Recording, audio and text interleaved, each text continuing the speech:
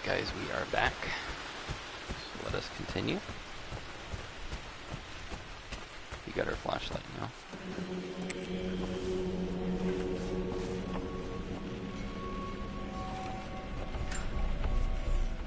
Amelia, the news has reached Mother.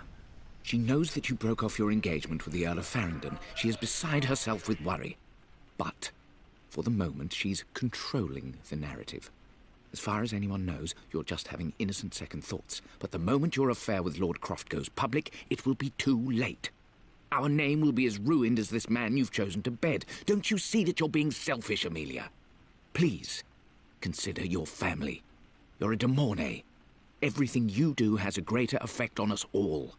I'm coming down to London soon. Don't do anything rash until we have a chance to talk.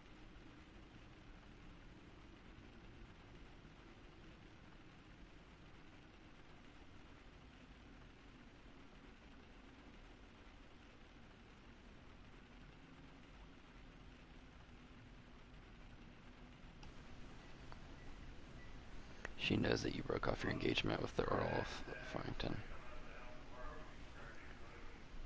She's beside herself with worry. Wow, so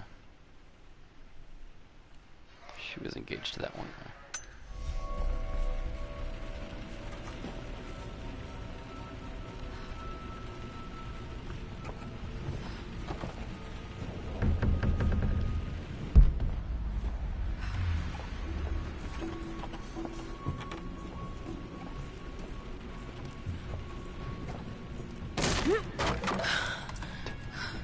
Falling apart.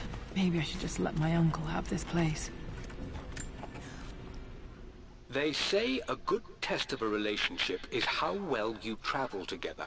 Well, I'd say Amelia and I have passed that test with flying colors. Indeed, these last few months in Egypt have been nothing short of extraordinary. She and Roth get on like old uni chums. In fact, the two have spent more than a few nights drinking and playing cards into the wee hours. Despite her decidedly proper upbringing, Amelia's taken to roughing it more than I ever have. She fits in and connects with the local populace with such amazing empathy. Because of her, I've had a bit of an unexpected breakthrough in my research. She managed to convince an artifact dealer in Old Town to sell me a magnificent and quite unusual Tibetan scroll. From what I can tell, it seems to contain details surrounding an immortality ritual of some sort. I think it's time for me to take the next step with Amelia. In fact, I don't think I can wait any longer. I will ask for her hand tomorrow, in the bright Egyptian sun, amidst the dust and ruins. I heard so many stories about that expedition to see it from Dad's perspective makes me realize that it was Mom who made it all so memorable. I'm not surprised he asked her to marry him as soon as he got the idea.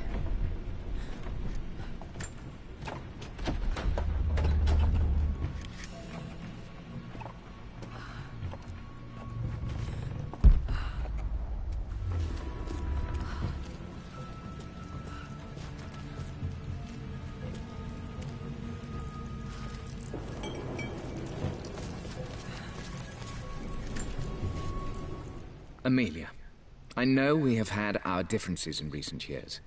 I've tried my best to keep an open mind about your relationship with Richard, but I just can't let you go on this ill-conceived expedition without saying my piece. You say Richard's theories have merit. You say that he may have actually stumbled upon some mythic, unknown truth, but I have seen nothing to support such claims. And while your word may have been enough in times past, I cannot let you squander away what remains of your name and reputation, and that of our family, truth be told, on some damned foolish crusade. I intend to go to Richard's investors and let them know exactly how he's spending their money, but I want to give you a chance to put a stop to this yourself. Please, don't go to Tibet. If not for me, at least for Lara. Uncle Atlas has been causing problems for my family for too long now. I'm glad Mom ignored his warnings. He seems like a very annoying person. Still just as creepy as I remember.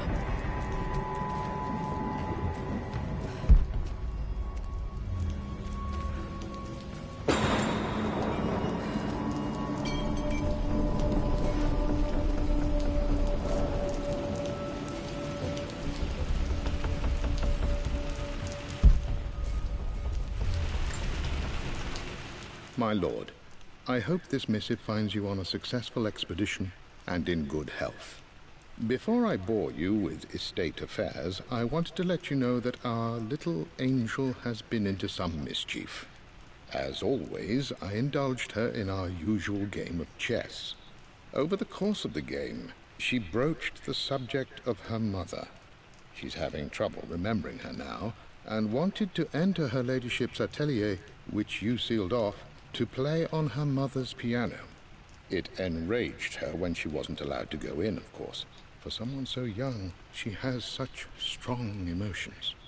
Later in the day, she set a trap for me in the walk-in freezer, of all places. And before I knew what was happening, I found myself locked inside.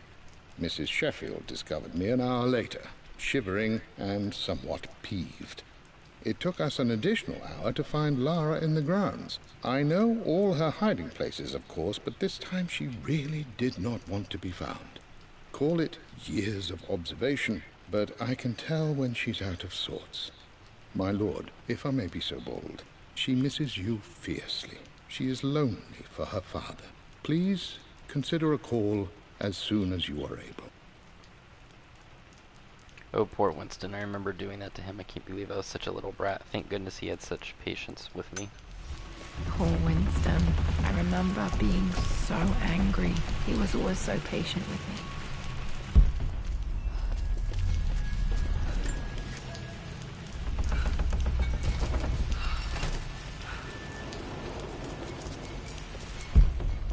King to Queen 1. I'm going to win this time, Winston. Clever girl. But you should know by now, winning isn't everything. Queen to King's Bishop 6. Check. Easy for you to say. You always win. Knight takes Queen. What I mean to say is try to enjoy the journey, Lara. Don't rush to victory. Bishop to King 7. I know, Winston. I just want... Oh no! I didn't even see that! You should also know by now, I'm not to be trifled with on this board, young lady. Mate. Oh, I am going to win. Someday. I would play chess with our old butler Winston on this board. Never could beat him.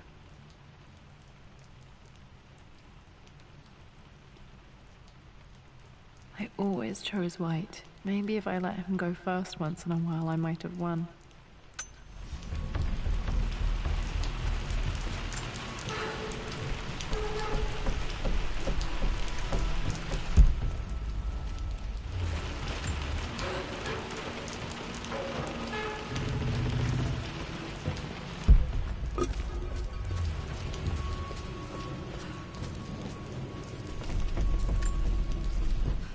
I'm at a crossroads now. Good Lord, that's such a cliché. But there's truth in it. Two roads before me. Both present joy and compromise. A life with Richard, adventure, intellectual pursuit, perhaps a new family. But also a man obsessed with something I cannot understand. Or a life of obligation, upholding the de Mornay name, embracing our traditions, not losing the family that raised me. Oh, this really is a rubbish choice. I don't want to lose them, but I love the life I've started to build with Richard. He comes with his own difficulties, but I can accept them. Will it be enough? For the time she was with us, I hope it was enough. I hope it was worth it.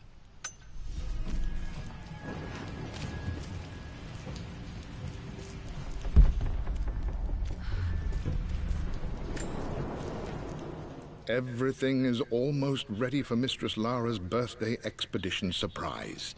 It's been a bit of an all-hands-on-deck effort organizing the affair and keeping it secret. She's obsessed with Egypt, memorizing hieroglyphs and ancient Egyptian districts, so she'll be delighted with what Lord Croft has come up with. This will be good for her. She's been acting up of late, but I know she's just craving more of her father's attention. He's been so buried in his research. It'll be a nice moment for the two of them to reconnect. And I do believe he needs it as much as she does. It really was one of the best birthdays I ever had.